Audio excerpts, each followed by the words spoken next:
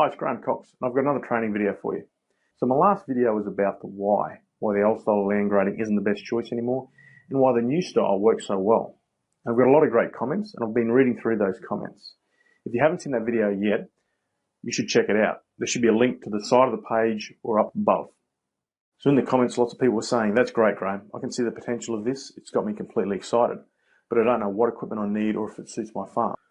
Well, that's what this video is about. First, we're going to start off with an overview of the equipment you need, and then give you a case study showing you how this formula dramatically reduces earthworks and topsoil movement. We'll also cover 3 different surface types that we can design for that suit the different farming systems and styles. These unique design capabilities greatly increase the farms and fields that are suitable targets for cost-effective land grading. So if you're from an area that has not previously been into land grading due to limitations with laser technology, stick around so we can show you how this technology can be applied to your area with great results. We've got lots to cover, so let's get started. Okay, so we're going to go through the equipment that you need and the basic steps you need for GPS landforming. Now, if you're already doing GPS landforming, this is going to be pretty boring to you, and you can fast forward to the next section where I get on the computer and show you the different surface types that you can design for. But many of our clients have never done any earth moving before, or they're coming over from laser grading, so this is useful to them. Okay, so the base equipment you need is a survey vehicle to survey your field topography. You need earth moving equipment, tractor with a scraper of some sort, and you need your GPS equipment. And in the cabin of the tractor, you've got your machine control computer, effectively, that does the controlling of the blade. We've also got an office computer that the designs are done on. Now, if you're a farmer, we generally recommend you outsource the design to a consultant, because unless you're doing quite a few acres per year and you're familiar with operating a computer, because it is a learning curve involved in doing these 3D designs. It's a bit more complex than the old laser single plane type designs. And unless you're doing them quite often, it doesn't warrant you doing it. So you're better off outsourcing that. But you do need a computer to email the survey file to your consultant and receive the data back. So you still need some type of computer skills. Okay, now in terms of the GPS equipment, you definitely need RTK GPS equipment, and also highly recommended is the GNSS additional satellites that you get from the GNSS system, which is the Russian satellites, and there's more coming online from China and Europe. Now, that GNSS system just gives you more satellites to work with, which gives you more vertical accuracy, which we're always pushing limits for vertical accuracy with this GPS land grading. And the more satellites we can get to improve our vertical accuracy, the longer we can work without having some periods where the vertical accuracy blows out and you might have to go do some rough grading work. So, yeah, highly recommended. For land grading, we're talking about such small vertical tolerances that you can get away with more inaccuracies when you're doing, say, subsurface drainage with tile, something like that, or even tractor guidance, down a straight line, driving down a row. With this machine control for earth moving, we're trying to get the vertical accuracy down, squeeze it right down, and most of the time we get what we want. Okay, so that's the basic equipment. The basic steps are: 1, we need to survey the field topography. Now, we generally do that on a 30 to 60 foot swath path across the field, which is 10 to 20 meter swaths. You don't drive and stop every 20 meters or whatever it is. You just keep driving it, and the machine will collect the data, an elevation point every second or so. So you just keep driving up the field, turning around. You also need to collect some benchmarks, and that's before you start. Actually, you collect the benchmarks. You usually have a master benchmark, which defines the reference point for the whole survey and the design. When you come back in the field with the earth moving equipment, you come back to that master benchmark and tie everything back in. But we also recommend 2 or 3 other benchmarks around the field, so that if things aren't working out as expected, you can go to those benchmarks and check if things are lining up. You can also survey with the tractor. Many tractors have got RTK guidance now, so you can just, while you're cultivating, you can actually survey the field, and that's what we do in our farming operation quite often. Okay, so next, once you've finished your survey, you need to transfer that survey onto a USB stick and take that to a computer to either do the design or email it to your consultant. So the basic inputs are to set some slope requirements that you need and tell it to calculate the best surface. And we'll go into detail with the different surface types in a second. On the computer, we'll go through actual examples. Okay, so once you generally go through a number of iterations of the design until you're happy with it. When you're happy with it, you export the design. The consultant would email you, that design back if you're getting a consultant to do it, and then you would upload that control file. It's a different file, the control file, into a USB stick, plug it into the computer, the machine control computer that sits in the tractor cab, and transfer the file over. When you load up that design on your machine control display, you end up with a cut fill map showing you the areas of cut and fill. It's a lot easier than the old laser method where you had to actually have a paper map in front of you and you would guess where you are on that map and where the cut areas were and where you had to take the fill. Whereas now it's much simpler. You've got this nice moving map display. It's, you see a red area, you see where you are with a dot on the screen, you drive over there, that red area, pick up some soil, take it to a blue area, which is the fill area, and drop it off. So it's much nicer and simpler process now. So yeah, that's obviously the earth moving operation. Generally you do your bulk earthworks first, the larger cuts and fills, and then once you've got the design within, around 1 inch, 20 millimeters, you can go and then do your final grading of the field to finish off the field topography to the designed elevation. Okay, so that's a quick high-level overview of the landforming operation, surveying, design, and landforming. I hope that's been useful, and now let's go and have a look at these different design types that we can do to suit the different farming styles. Okay, so here's a first case study field that we're going to go through, and we're going to look at the different surface types that you can apply with OptiSurface. Single plane is the old laser style, OptiSurface one-way, OptiSurface two-way, OptiSurface four-way, and they suit the different farming systems that are used around the world. So this field is actually one of our fields at Davco, and it was one of the first fields that we actually applied OptiSurface to, and it's useful just to understand the background of how we arrived at this concept,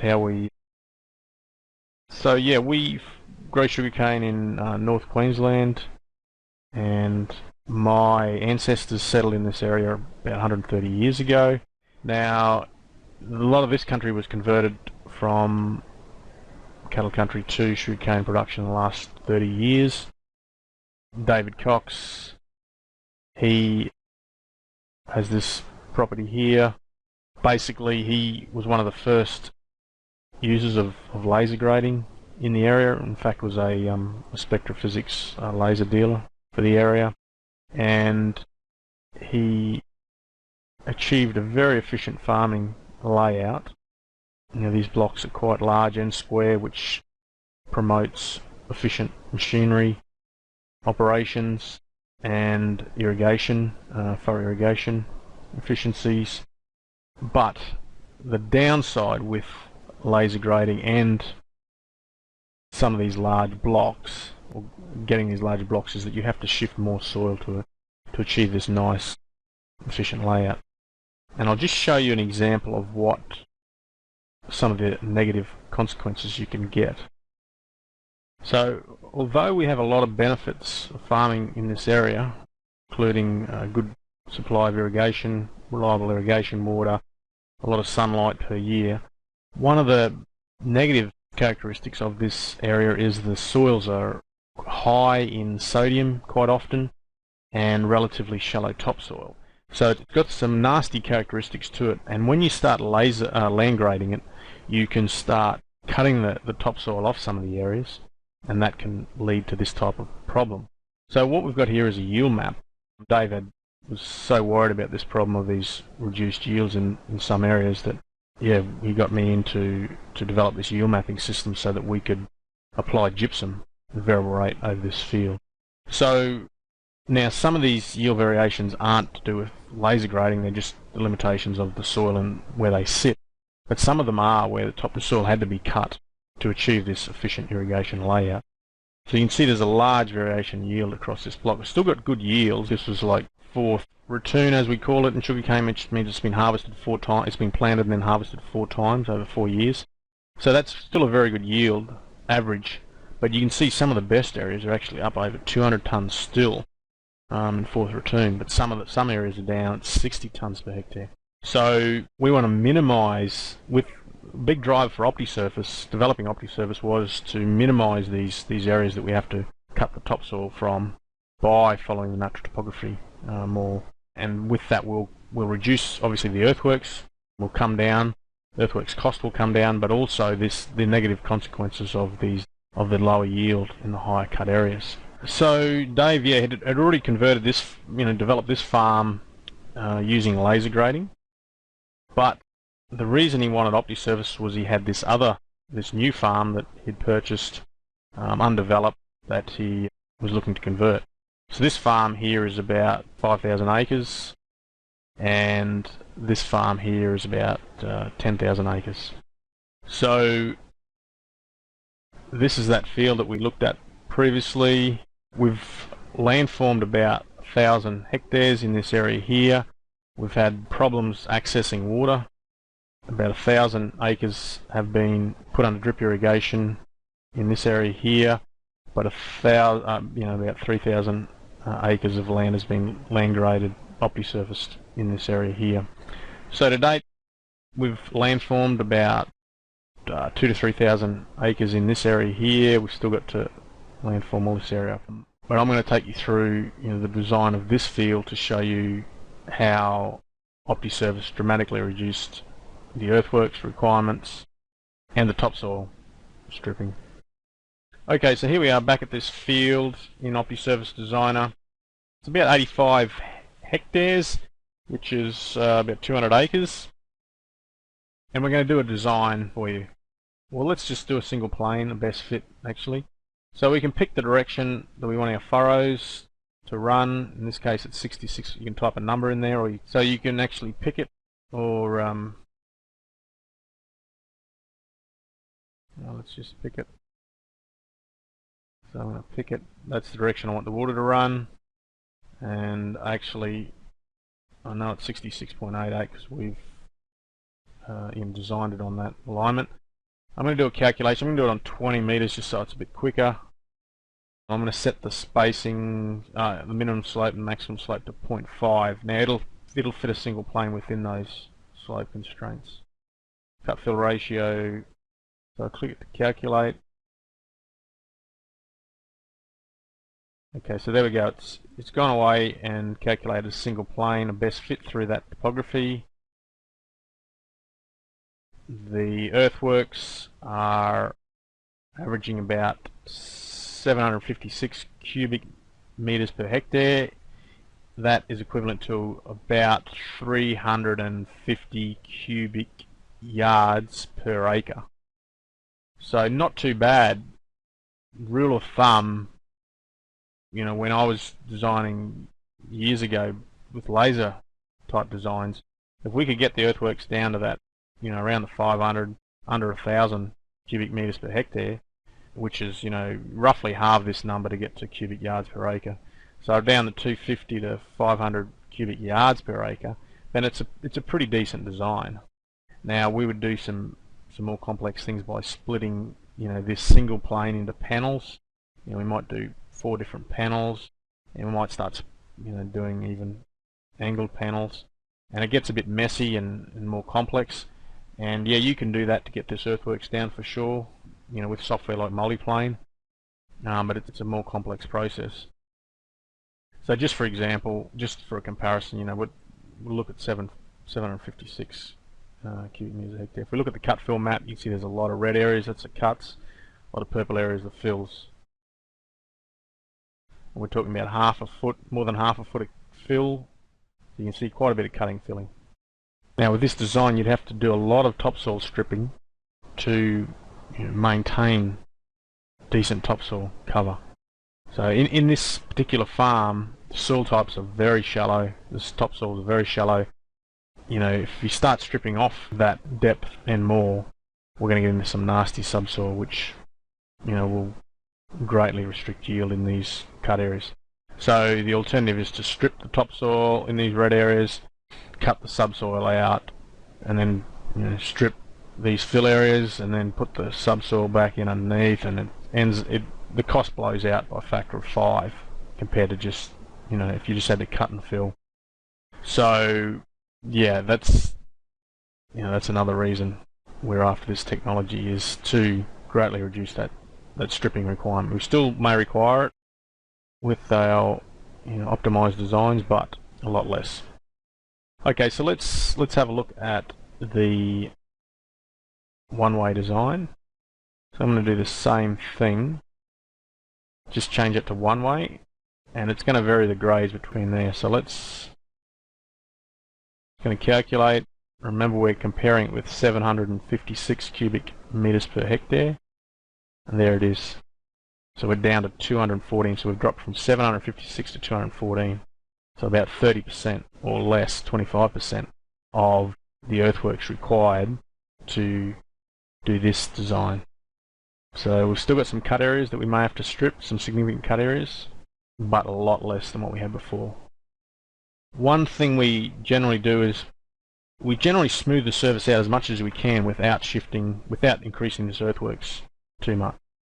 So we have this option for smoothing distance, so I'll just put that on and calculate that. So you can see we've got a nice smooth topography now. Earthworks have gone up by around 10%. Went up around 30 cubic meters per hectare. Remember, this number you roughly halve it to get to cubic yards per acre, so that's down around 120 cubic yards per acre. You can see that's a nice smooth surface. The other benefit of that is that this we're going to have to put a tail drain down here, a tail ditch, and we need the water to flow from that end to this end and exit. And that smoothing kind of allows us to get that continuously falling in that direction. Now we do have this feature called subzones, which I won't go into here, but we can actually put in design subzones and actually force the bottom half of the field to flow in one direction. Okay, let's keep moving. There's a couple of the surfaces that we can look at with our proposed design. One is a downslope map. So this is the slope in the downward direction, the main slope direction. So the steeper areas are these yellow, greener areas. It gets up to 0.3%, and the majority of the field is in this 0.1 to 0.15%. Cross slope, we can also look at the slope in perpendicular to the main slope direction, so we can see some variability in there as well. Another way to look at that is through our cross-section tool. So this is cross-section or long section down the field in that direction there. And you can see the blue is the proposed topography and the red is the existing topography. So you can see the blue generally follows the red, except when it gets down here we had to drain the water out. And you can see we can move this across the field.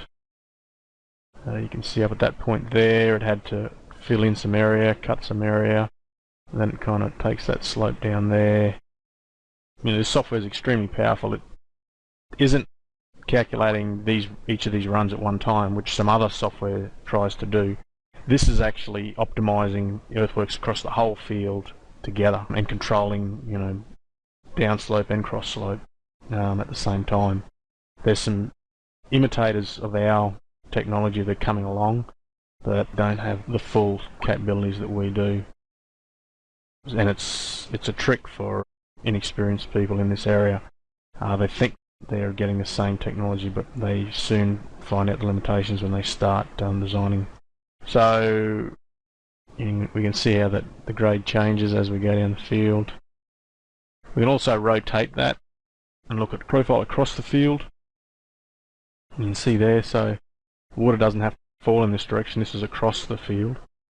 So, but you can see how it's following the natural topography as close as possible across the field, but it's also, you know, satisfying the, you know, the main slope direction as well.